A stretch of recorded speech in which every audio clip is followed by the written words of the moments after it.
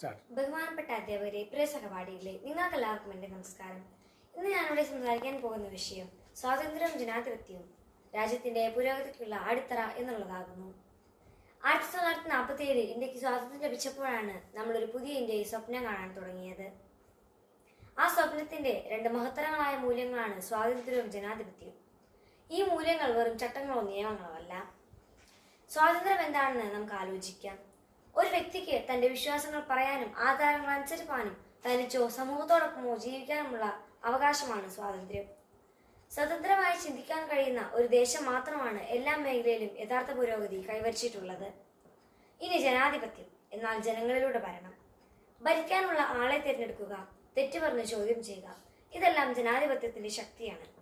ജനങ്ങളുടെ ശബ്ദം നിർണായകമാകുന്ന സംവിധാനങ്ങളിലൂടെയാണ് അവകാശബോധം വളരുന്നത്. ജനാധിപത്യത്തിലൂടെ ഓരോ പൗരനും രാജ്യം നിർമ്മിക്കാൻ പങ്കാളിയാകുന്നു. നാം ചിന്തിക്കണം, ഇന്ന് ലോകത്ത് കൂടുതൽ പുരോഗതിയുള്ള രാജ്യം ഏതാണെന്ന്. അവിടെയുള്ള ജനങ്ങൾക്ക് സ്വാതന്ത്ര്യവും ജനാധിപത്യവും ഉറപ്പുള്ളതാണ്.